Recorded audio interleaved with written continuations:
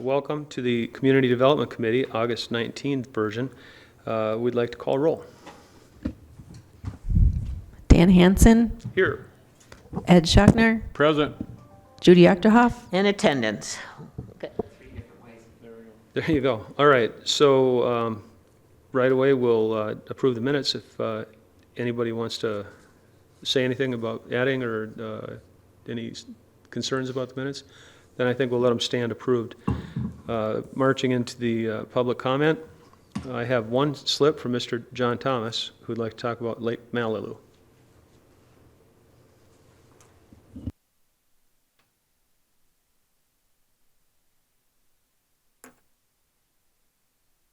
Thank you, Chair Hansen. My name is John Thomas. I live at 727 Prales Trail, Hudson. I appear before you as the current president of the Lake Malalu Association. And I don't think it's any secret that the weather this summer has resulted in a pretty messy situation at the lake. We've had algae blooms that are unprecedented. And it's certainly decreased everyone's enjoyment of the lake. We get a lot of comments from folks who use the public boat launch, and they're not pleased either. Now, fortunately, the recent rains have, to some extent, flushed out much of the larger algae blooms. But of course, unfortunately, that's just down into Lake St. Clair, which is also Lake St. Croix, which is also a pearl for the community. So suffice it to say, well, let me first say that we are now in the process of updating our lake management plan. And of course, a fair share of that will be devoted to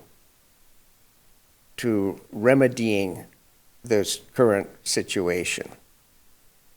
We'll make sure to get a copy of that into the hands of staff as soon as we have the draft, and we welcome their review and comments. Suffice it to say that nobody knows how much it's really going to cost to repair the damage to Lake Malalu caused by the Little Falls Dam project. But it's clear we will be seeking your help, both from a financial standpoint, but more importantly, much more importantly, from a political standpoint, in helping us as the process goes through as we go through the process down in Madison, because Madison will need to be the primary funding authority, primary funding source, we believe, for this. So better times are ahead, I am sure, and I thank you for your attention. I just make one more comment that whoever is behind the Farm City Days did just a bang-up job. So keep up the good work, whoever that person is. Team, I'm sure it's a team. Thank you. John, thanks so much. We always appreciate you coming. Anybody else like to make a comment from public comment? Seeing nobody else is here, I'm going to have to call that off. Business items. Kristen from the University of Wisconsin Extension. Good evening. Thanks, everyone. Thanks for having me. I just wanted to give you an update as to some staffing changes that are happening across the state, and that's will be affecting St. Croix County moving forward in the agriculture world. I had asked Heidi Johnson, who is our Institute Director, to join us this evening, but she's on vacation. So you're going to have to bear with me on the background of the ag staffing plan and the reasons behind that. So I may not be able to answer some of the technical questions, but certainly I'll be able to pass those on to Heidi. Or Ken might be able to answer them because he's heard from Heidi. So, I'm sure you retained everything and you could probably. So anyway, so agriculture in extension, you have Ryan Steary right now at 1.0 FTE. He covers crops and dairy. And there's 5 programs in the Ag Institute. There's dairy, crops and soils, livestock, farm management, and horticulture. And what's been happening over the last few years is there's been some budget challenges within extension, within the university system, just as there are across the state in counties and municipalities. We've had a 30% reduction in state funding for field staff over the last 15 years for agriculture specifically. The state funding and the co-funded 55 educator positions that we currently have is what we can support. And there's 72 counties and 7 programs that we're trying to do across the state. So what's happened is that the state has become a patchwork of winners, like you guys, where you have a really good ag educator at a 1.0 FTE, and losers, who some counties we haven't been able to co-fund, so they haven't had ag coverage. Actually, you can look to the north and south of St. Croix County because Pierce and Polk have been part of that losing group, and Barron actually as well. Because we haven't been able to go into a co-funded position when those positions have left. May have happened here if Ryan would have left. We may have not been able to co-fund that position as well. So thankfully Ryan has stuck around. But what it boils down to is that the Ag program or the Ag Institute can no longer equitably work across the state with the counties and deliver all those 7 programs. So the other issue that the Ag Institute is facing, and Heidi's been in the position as the Ag Director for just a little over 2 years now, and what she has noticed as well is just the relevancy of ag within extension has declined drastically over the last 10, 15 years. Agriculture itself has evolved a lot over the last 100 years that we've been around in extension, but extension is still staffing in the exact same way. So as that has evolved, we haven't, if you will. Farms, as you probably know, have become highly specialized. And the high technical nature of the farm needs requires highly technical individuals to help in those, in most instances. So what we're finding is that we can't keep up because we're kind of a jack of all trades in the counties, and these farms are now highly specialized, and so we're not able to keep up with the technical aspect of agriculture, and so we're becoming less relevant across the state. And then there's the ag groups that at the state level that are asking us to have specialized field staff to track what the industry needs. And if you looked at the governor's budget, he has stated I think it's $1 million towards agriculture educators or specialists in extension, and those are going to be regional specialists, and they're going to specialize in very specialized areas. And that is in response to some of these industries that are asking for highly specialized people. And so if the way we continue to staff in the counties doesn't really allow for that specialization, because they need to know everything there is about farms, try to answer every call that comes in, and in a lot of cases, it waters down the education that they have and that they can give. So those are the challenges that Heidi was facing when she came in about 3 years ago, and so how do we solve these challenges? So one of the decisions that was made with Heidi and then approved by the dean, is that Extension Agriculture, the institute is not able to and no longer will co-fund single county educators moving forward. So the 1.0 FTE that you see in counties that you have currently, we aren't going to continue with that model moving forward. So what she's done is she's developed a staffing strategy that involves layering of specialized staff. So what she has surmised is that dairy and crop production are the biggest industries in the state. So that is where we really need to focus on boots on the ground efforts, if you will. And so staff for those content areas would work in a smaller geography, around 3 to 5 counties per staff member. And the other content, like farm management, livestock, and water quality, would be covered by statewide outreach specialists. But they would be across the state, so not necessarily Madison bound, but across the state in different regions, and specializing in that area or that region that they're in. Because obviously across the state, water quality looks different on our side of the state than it might look up in the upper parts of Wisconsin or even in the lower parts of Wisconsin. So the proposal that Heidi has put forward for this side of the state, and we're one of the first areas, if you will, or regions that that's going to be implementing this model. I think we're up to about 5 models. We're only doing this through attrition. We're not removing staff. We're not changing models until that opportunity comes up. And we do have an opportunity in this part of the state to move forward with this staffing proposal. So we've got, what we would be looking at here is 4 counties would be asked to co-fund 1 dairy educator and 1 crop educator. And then we would utilize internal candidates when appropriate. So Ryan would continue to cover dairy, and he would specialize in dairy. And so in this model, we would also then hire a crop educator. And it would cover 4 counties: Pierce, Polk, St. Croix, and Barron counties.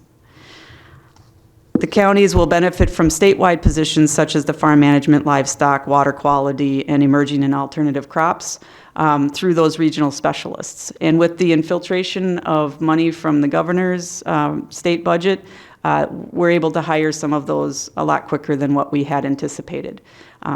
And with this model coming forward, we'll be able to, as the attrition happens, that money will then be reallocated to some of those regional specialist positions. So the co-funded model that we're looking at is that each educator position would stay at the flat fee that you currently pay for all of your educators when you co-fund with Extension. And that educator flat fee for next year is $42,330. So that amount would be times 2, because there's 2 educators, but then divided by 4. So essentially what happens here in St. Croix County is that you will drop your price from $42,330 to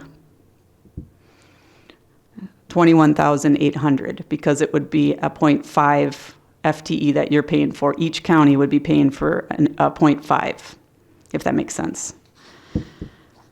Office location, technology, and travel, that's all open for discussion, and that's something that we'll work with each county with to make sure that it's equitable and fair across the 4 counties. Right now, Ryan has said he'd like to stay in St. Croix County for the time being, in Baldwin office. And so that's how we will office Ryan. And the new educator, we're giving them the opportunity to pick their location moving forward. May end up that you might end up the winner anyway, with both positions being in Baldwin, depending on what that looks like. And we have new carpet in the office. That's probably going to help. So what will these positions work on by region? They're going to be working on key issues, economic and environmental sustainability of industries. They're going to develop working relationships with service providers to multiply impact. They're going to schedule programming in advance to ensure all parts of the region benefit from field days and workshops. And they're going to utilize technology and scheduling to be efficient with farm visits. We do have some of these in other program areas where we're sharing across the region. Food-wise would be one of those areas. So this isn't the first model, if you will, so we have some history that we can learn from, and we'll continue to flush that out as we move forward. One of the questions you might have is where are the other counties in terms of this model? And we are going through the budget process currently in all 3 counties. Barron County has committed to the model, so they will be moving forward in their budget currently. Polk County it looks like they are committing as well, and so that's moving forward in the budget process. I don't know if you're aware with Polk County, but you never know until, the end of the day. So we're hopeful, but so far there is support for it. Pierce County is our outlier right now. We're not quite sure if they're going to engage. I have a committee meeting with them tomorrow. They will move forward with the budget that I've presented to see if they would support the budget that I'm presenting tomorrow. If not, and they remove the ag staffing model, what happens at that point is for the next year, we won't change the staff model that we've committed to in the budget process. That's under contract. You sign it, we go into that contract. They will honor that contract for a year, and that'll give us a year to figure out, okay, is there another county we can bring on board? Is there a way that we can move this around and work with other counties to make that ag staffing model work? So that's kind of where we're at right now. Obviously, there's probably a lot of bugs and probably a lot of issues that are going to come forward. We'll work with each county to make sure that it's equitable and fair, and that we're making the impacts that we need to be making in each county. Do you have any questions? So I take it that each county is going to pay a equal fair share? Is that how, it's not based on farms or population? Or? No, it's divided by 4. So it's the 2 flat fees divided by 4. And then if you don't do it, I mean, you really don't have any other options, I mean, do you? Yeah, we do. Dunn County, so there might be movement of staffing in Dunn County, so we may have, and actually that might even be a better, location, in terms of need. But yeah, there's some other options that are on the table. We're giving the 4 counties the option first, if they choose not to. What we found and it's how we've been operating, I guess, for the last 100 years. But if a county turns down a co-funded position, that goes to another county, basically. So the county usually, if they opt to, and that's what happened in Pierce County, honestly, is that they opted to not move forward with an ag position, and then they wanted to move forward, but we had already co-funded with another county. Didn't have the money then to put forward to the Pierce County, so. This has really, in one sense, you're saying that ag has kind of declined. What's grown, if anything? The ag industry itself hasn't declined. Is that what you're? Well, you mentioned changed. before. Yes. It's become much more specialized. And so, so we need to keep up with the trends that are happening and be out at the forefront once again, where we've kind of fallen behind in technology and expertise. And so we need to specialize once again, as farms have specialized. Is this affecting other areas outside of ag also, or is it mostly ag? Ag is the biggest, for extension specifically, is likely the biggest change of that expertise, if you will.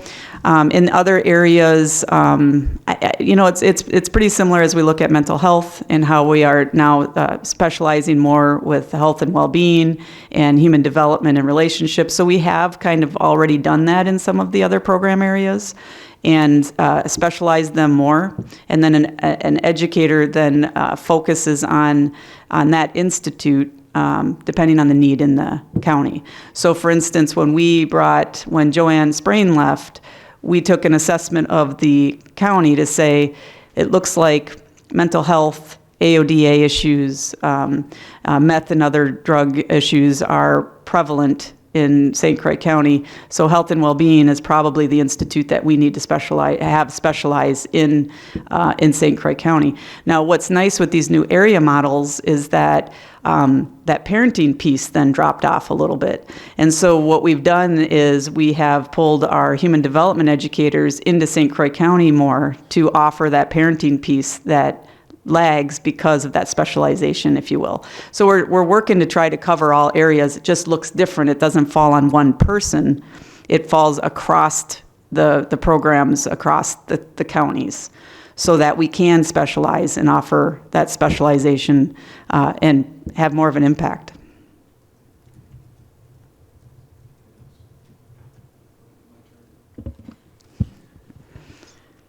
As I listened to you, I had two questions. The first has to do with the water quality area.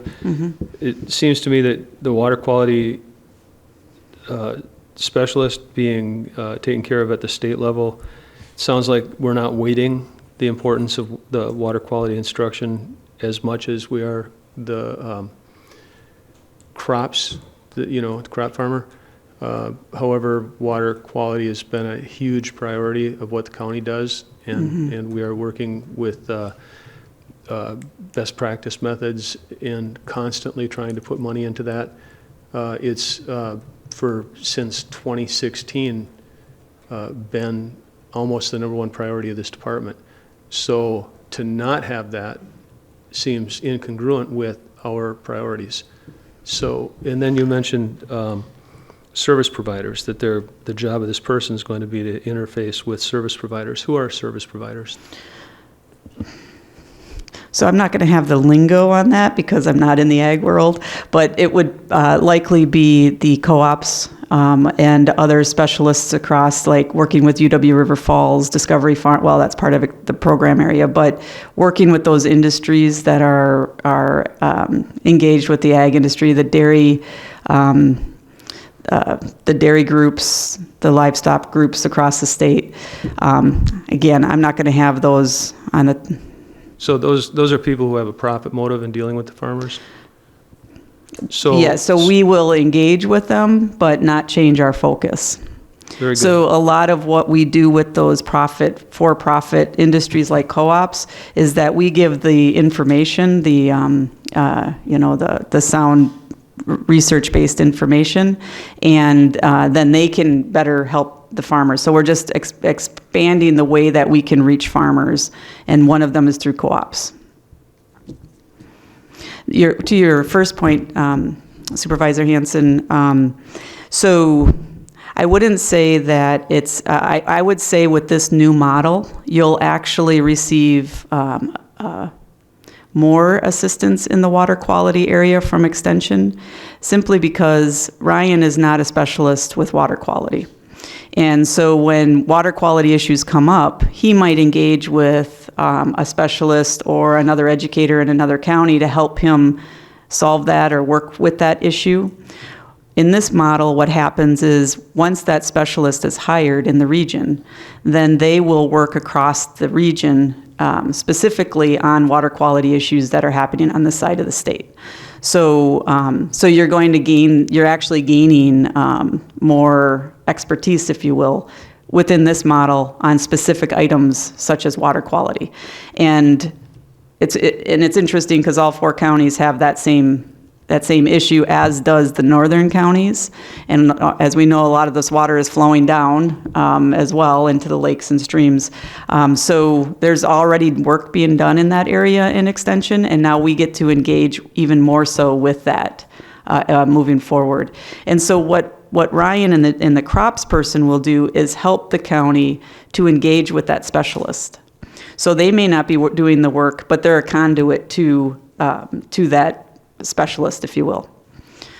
So I think you'll notice as we move forward and this model starts to gain some traction, you'll notice more areas where Extension can be of assistance through Ellen's department, through Land and Water and the other counties. That's where the engagement will likely happen as well. we have any other questions? What are we looking for here? Do you want us to give thumbs up on funding, or are you going to make that decision? How do we do this? Yeah, there's no increase in the funding. So it's a change in the staffing model. So I wanted you guys to be aware of it, but there's no fiscal implication, so there's nothing that needs to be voted on. It's just informational. Do you have anything else? No, I just wanted to just comment on the cost savings for that position. I reallocated most of that to a 4-H intern position. We lost that a few years ago, so we haven't had an intern position during the summer. So I reallocated those dollars so that we can have that resource again. So just an FYI on what happened with those dollars. Thank you. All right, thanks for coming. Yep, thanks. Yeah, thank you. All right. Next up, resolution approving the text amendments to the Town of Hudson zoning ordinance, Chapter 105 through -12, Commercial District, 105-13, Industrial District, and 105-14, Commercial Light Industrial District. We have a staff report. Oh, hi, John. John Hilders. Good afternoon, Mr. Chair and committee members. Before you tonight is a zoning amendment request from the Town of Hudson for portions of their zoning ordinance. As you may know, under state statute, any town that has their own zoning ordinance is required to get county approval for the changes.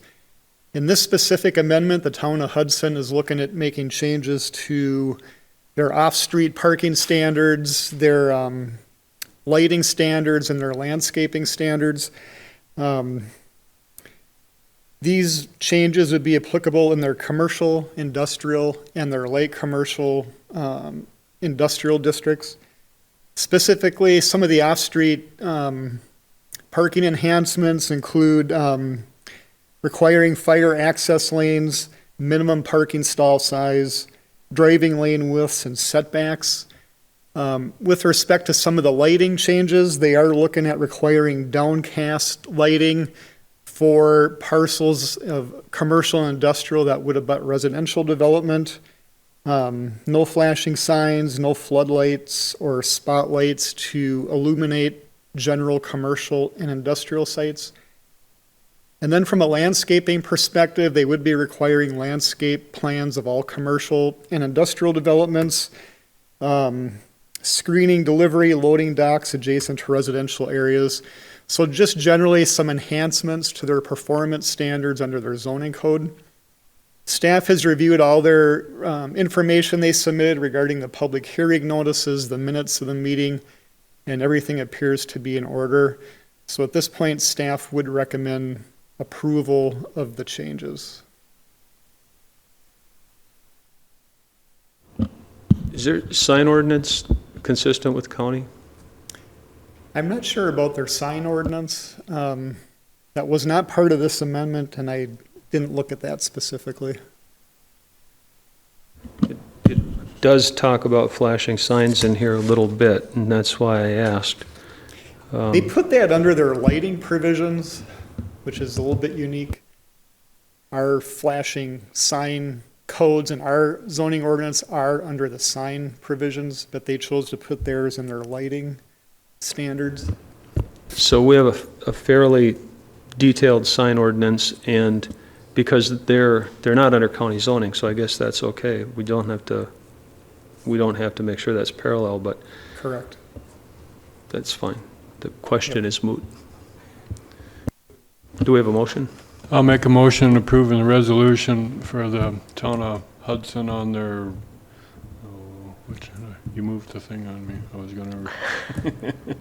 Here, you can read it, Ed. There we go. Approving the amendments to Town of Hudson zoning ordinance, chapters 105 through 12, and et cetera, as listed. I'll second. Very good. It's been moved and seconded. Any discussion? Seeing none, all in favor say aye. Aye. Aye. Passes unanimously. Thank you very much, John.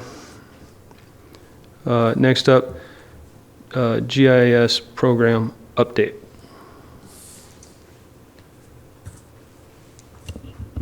Thank you. I'm not sure if everyone knows me. My name is Joe Ayers. I'm the GIS analyst here. I've been with the county for 5 years, mostly address assignments, parcel mapping, but we do more than that, so I figured I would share an update with you guys. So I'm just gonna use the PDF here. Hopefully the links will work, but if they don't, I can open a Chrome for that. So today we'll talk about some new data, some new mapping applications, 911 mapping updates. We have a new 911 system that went into effect in April, so we're excited to have that capability. Redistricting, that'll be important coming up here sooner rather than later. A new land information plan and new staff. So the first thing I'd like to talk about is new data. We are slated to have a new pictometry flight in 2022, and an example of pictometry is pictured to the right. This is oblique, they call it oblique photography. It's pretty much what Microsoft Bird's Eye View used to be called. I don't think that's available anymore online, but I think pictometry and Eagle View have kind of cornered that market. But this is used by 911 for, especially in dispatch and trying to kind of get building locations and just better than just overhead picture of a site. The new 911 system actually allows integration with pictometry. So our last flight was in 2017, so 5-year update is appropriate for that. So besides just emergency services, pictometry is used for our zoning staff, uses for code enforcement, just many riverway permits. I mean, just to get a different view of the property is always helpful. So it's used quite extensively. We partner with City of Hudson. They use it on every day. So it's definitely one of the more popular programs, and it is available on our mapping platform as well. It is on our WG Extreme site. I can pull that up a little bit later. So yeah, it's available, and that would just get updated as we get the data. Usually everything is flown in April, and then things get integrated in November. So you kind of get later results than you want. But we also have LiDAR coming. So we have quite a big data sets coming. So we partnered with USGS. There was some funding available, and USGS ended up funding 74% of the project, which is that's probably the best match we've ever had. So we actually got some better products, and we can actually buy up on more products. So building outlines was one of our key. So you see some buildings there, that's the town of Hudson interchange, City of Hudson interchange, but we would have, for the first time, building outlines in the county. So we would ultimately use that for our base mapping and then comparative mapping as well I know assessors would use it as well for, hey, there's a shed back there now. Let's look at some of these different assessments. But so for the LiDAR, we would have 1-foot contours, so that's a improvement from our 2-foot contours. I mentioned the building footprints, building outlines. We're expected to have that delivery. It was supposed to be late 21, but that was pushed back because USGS actually does their quality control on it, which is advantageous for us because they would have that standard and that stamp of approval on that elevation data set. And so I would hope by November of next year we would have all of that product delivered to us and out online for open data and all our other applications. I have a link to the Door County. Door County got theirs flowing, and was it last year? So a couple years ago, maybe by now. But this is one of their, let's see if this pulls up here. So this is a program that we could buy into, but our mapping platform, we can do a lot of this, so, I mean, it depends on the demand of the new LiDAR data, but this is kind of a nice example of what I can get to. They have some of the bookmarks here, kind of what the point clouds and terrain modeling can do now. It's astounding how much detail there is. And this is 1 foot contours, so it would be very similar to what we would have in our data delivery. So, I mean, I'll show you a couple more of the. We picked Door County because it's very scenic, a little bit more terrain too. Just kind of some of the point cloud. They have, each point is, we would have 2 points per meter. And our 2014 data, we have 1 point per meter. So we have the double amount of points per meter. So that's how we can get 1 foot contours instead of 2 foot contours. So, and the standard now for engineering is 1 foot contours. So we're catching up to standard, and having USGS partner with us brought us to FEMA standard as well. So it's a very good project to have. But yeah, please explore that. That's kind of a fun one. So I don't know if that one, go back maybe. I think I went off the, there we go. Scroll back down there. There we go.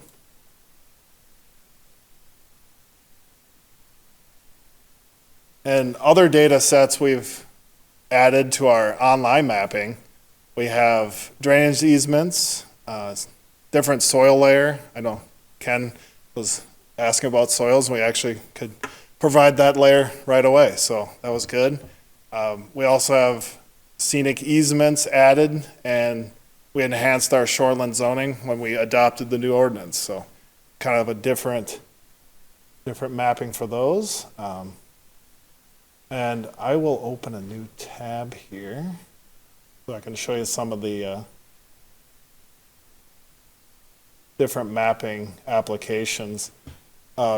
Just an overview, a lot of the bike signs, Brett has been working extensively with towns to get, and highway department to get signs put up for our bike and ped plan. And we have a new application that showcases those. We also have a new Explore St. Croix County Parks. That's kind of a different, having all these new properties come in, we decided to do a story map of those. And we have a citizen groundwater. We had the 2 years of results story map. And also, of course, we have the comprehensive zoning map. I won't go through that one, but see if I can pull that one up here. I'm sure a lot of you are familiar of this site.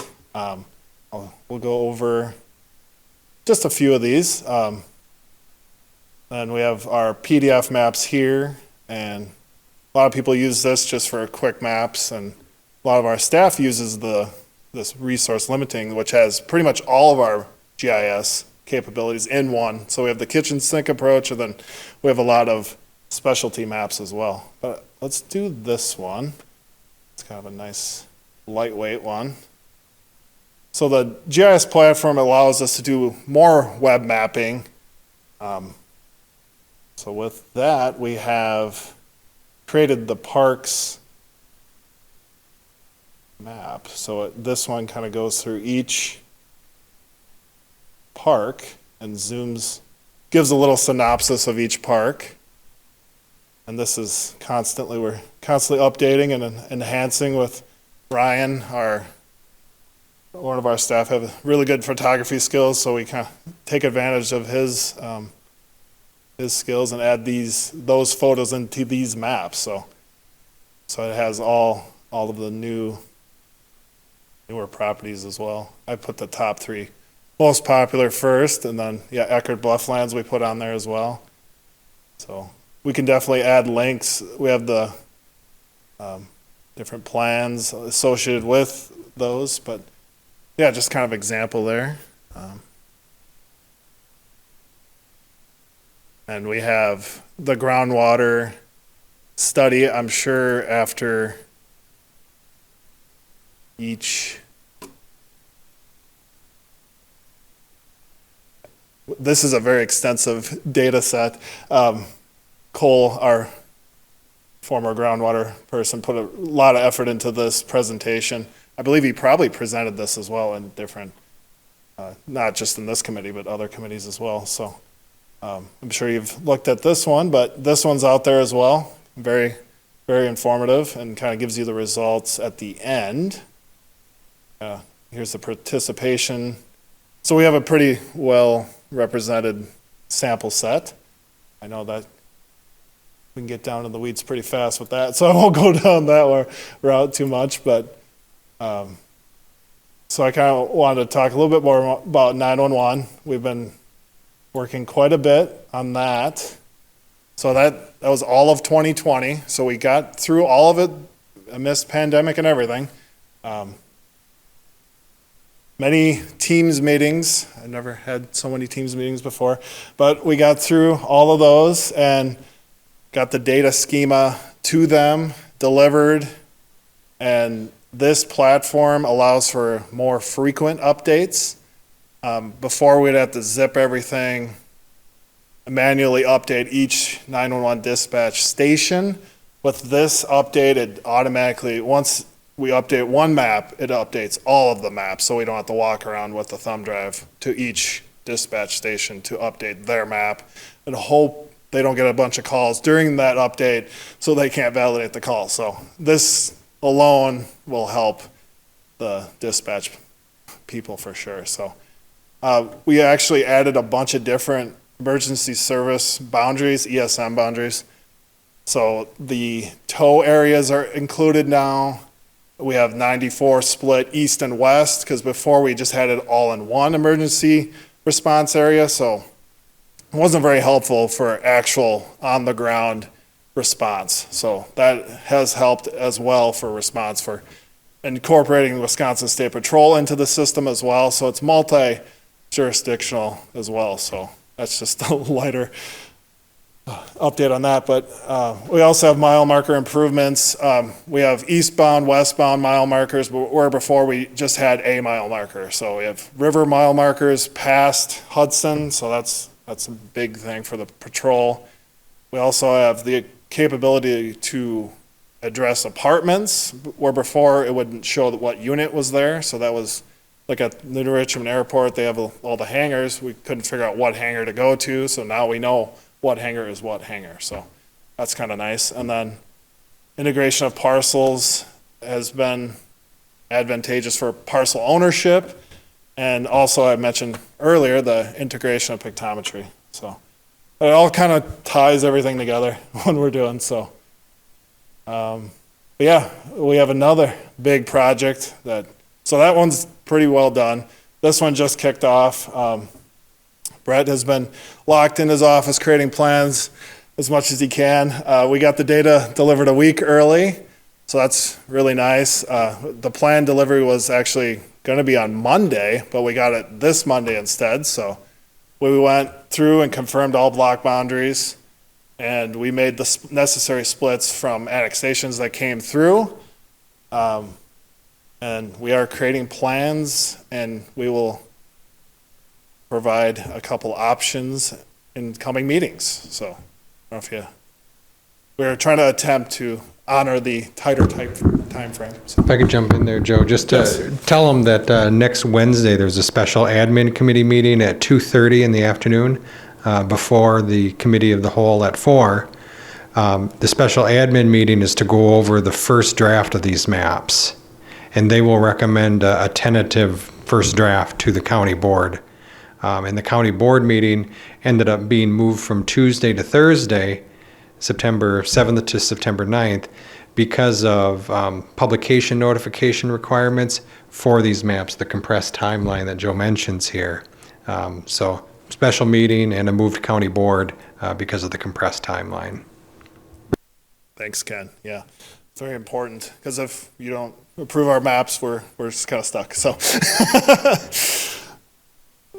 So that's been going through very well. The new technology has utilized GIS extensively, all ArcGIS Online, GIS through the LTSB, like Legislative Technology Services Bureau. They have a nice redistricting tool that allows us to create plans without wiping out a plan. We can create up to 200 plans, I believe. We're not going to present 200, just 2. So we just kind of been, we just got the data on Monday, like I said, and we already have something to look at by Thursday. So it's been going very well. So yeah, another plan we've been working on, land information plan. So all of them are come together at the same time. So every 3 years, we do the land information plan. We plan what projects we want to do. Pictometry, I mentioned, is in that plan. LiDAR was in the last plan. It kind of goes into the next plan because we didn't get it in 2021, but it's every 3 years. Details what we plan to do with the retained fees from the Register of Deeds and the Land Information Program grants. So when we send parcels to the state, we actually get a grant back. It's been between 40 to 50,000, I think 40 or 50. It depends on how many retained fees we get, but so that's the incentive for us to get parcels mapped into the state. So that's part of that program, and also Register of Deeds recording. So, but yeah, it's we are working on it currently. The big ticket items would be LiDAR, aerial photos, pictometry, but a lot of them are also staff-involved project as well, kind of a little bit of a wish list in a way.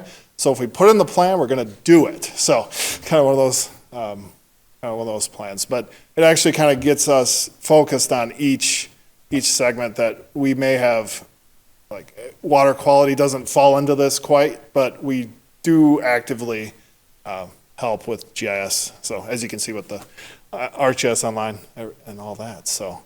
But yeah, Dan is on our Land Information Council, so he kind of gets the firsthand details on those. So it's been a while. So we usually do an annual update, and that'll be coming. So that's why we have to approve the plan. So just wanted to mention that quick before you guys today. And the last point I wanted to talk about is we hired a new GIS. I say GIS planning because I'm GIS. It's really planning GIS technician. She started with us right at the start of the pandemic. So she got sent home week 1. That was a challenge to, like, what are you going to do? You don't know where you are. So we actually worked really well together through team meetings and just kind of setting everything up online. We adapted pretty well and got through it, and she's been a great asset to the team. So, but yeah, rough start, but it's good now. So, do you have any? I kind of blew through that a little bit fast, but do you guys have any questions for me? It's actually pretty thorough, and it's good to see. I didn't know that we could do the LiDAR at just 2 points per meter. That's pretty cool. It is, yes. It's like Star Wars. That's how Andy Brinkman described it to me as he was coming off of this committee and I was coming on way back when. He said, it's just like Star Wars. You need to get behind this thing. Because I wasn't sure about all the money that we're throwing into it. That's how I was kind of dumb. It really very, very cool. I'm impressed. And this time around, we actually got more funding from USGS, so I'm happy about that. So our share is 37,000 compared to what, 150,000. It's very impressive. How did you talk them into that? I didn't.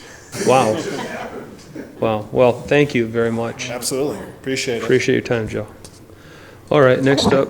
I do have one question. We do have, okay, Judy. A total curiosity question. Yes. Do you keep track of how many hits or people utilize this? We do. Our most popular is the parcel map. Okay, And yeah. we helped public health with a COVID-19 dashboard. That was our first dashboard, and then they ended up buying their own. That was by far the most popular we've ever had. So, besides COVID-19, parcels is the most popular. So Is it generally keep going up every year? it does, yes. More people get funneled to this through Google, just staff telling customers about it. But yes, the parcel one I'll never take down. We actually got recognized for the scuba map at Perch Lake by one of our, Jack Dangerman, the CEO of Esri, actually mentioned us in one of his presentations, which was, I was like, yes. So I was kind of like, that was the best, one of the best, so yeah. Could you show them on the public gallery where they can Sure. look around? This So is on the I- county website. I will never take this map down. Brett created it, I think, just for fun. And I think it just caught, I thought it was cool when I started. And I just like, yeah, let's get that in there. And then it just kind of took off as kind of a niche map. And it has things that are underneath the water. So like, there's a picture of each of the, zoom in here. So the diver teams use, I believe, these as kind of search and rescue. Here's the deer. I think that one's the coolest. So I think you get the full image you can do. Yeah, that's what it looks like underneath the water. How clear the water is. It's amazing. So yeah, one of the most popular, this is not the most popular, but it was, I kind of have the top three up top. And then, so yeah, it's pretty amazing how many hits we get on a quarterly. I just track it by quarters, and yeah, it's amazing. It just goes, tax time, it'll just go up. So people are looking at their maps, and which is really good, so. It keeps us busy, so that's good. You know, Joe, that my grandson had geography in school last year, and the teacher's great in New Richmond. Maybe, I don't know, Okay. it might be worth a call I might to have reach to- out to these geography teachers and say, you know, we've got some great mapping tools. You might just show it to the kids Right. and let them play with it a little bit. I don't know how much time you have on your hands. Maybe, you know, Do my- none. I know none. I know, but maybe I'll make the calls. I don't know, but. I've worked with UW River Falls too, to give, here's our data, it's here, use it, please use it. I went to River Falls, so I kind of like, let's keep it going, so. Yeah. Well, thank you very, very much. Thanks, yeah, thanks for the time. Unless anybody else has a question. All right. Next up is the big financial report. All right, we got it. All right. For the financial report, just point out a couple of revenues to see where we're looking at. Register of Deeds, if you compare it to where we were last year at this time, we were at 639,000 in revenues. We're at 784,000. We'd budgeted 812 for the year. So you can see we're far going to exceed that. Last year was a record at 1.1 million. We're going to exceed that number more than likely. So revenues are good there. We're going to jump down to Parks Department. If we look at the revenues there, they had a record year last year, but they were at 304,000 at this point at the end of July last year, and we're at 260. So the year before, 2019, we had a total for the year at 277, and we're already at 260 through 2021 July. So we're going to exceed our average here, but probably not the record year that we had last year, but still a good year. And really, all the rest of the departments then, I don't have any concerns with the expenses, but if you do have any questions on anything that you saw in the reports, I'd be happy to answer them. Judy, did you see anything? No, I did, but I left my sheet at home, so if I really get intrigued, I'll give you a call. Very good, thank you. It all looked really good to me. Ed, any questions? All right. Thank you, sir. announcements and correspondence. The only thing we have is a reminder about clean sweep, and I think we announced that one last month. So that, just tip of my tongue. She just sent out a reminder this afternoon, which is what reminded me. It will be, hang on, Thursday, October 7th and Friday, October 8th. So at the highway shop here outside of Hudson on Highway 12. And just would echo what Dan said before the meeting started, that our events at our parks, our grand opening for our Perch Lake entrance, Homestead Park entrance station was a lot of rain, and so that really, really cut down on the attendance. But the people who came were very happy. The Davidson Syme family, who is loaning us our artifacts that we have on display, we're very happy with it, and generally heard very positive comments. The Lift and Loop celebration last weekend at the on the Loop Trail also went over very, very well. Very popular. Our presentations went over pretty good, and we didn't have as many people as on the Stillwater side, but we did have a lot of people, and I don't think I have it handy here, but if you happen to see in the news, in the Pioneer Press on August 12th, there was a story about the Lift and Loop celebration, and it also mentioned they have a person counter, still on the lift bridge, and so it had the numbers, and the numbers, for instance, one day last winter, they had just one day, but one day last winter, there were over 700 people. That was the highest day in March, over 700 people on the trail. Yeah. And the date last summer, and they felt that that wasn't even a complete number, there was about 1,500 people on the trail. So numbers are very high. They're only doing it very sporadically, but they've been asked, MnDOT has it, not WISDOT, to turn it back on a few more times. So,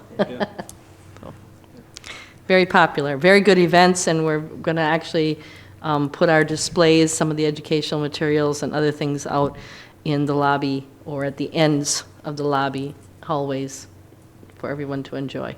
So, okay. Anything else? Is there any requests for future agenda items? Well, we'll forward them if we get them. The date of the next meeting is Thursday, September 16, and with that, we'll adjourn this meeting. Thank you very much.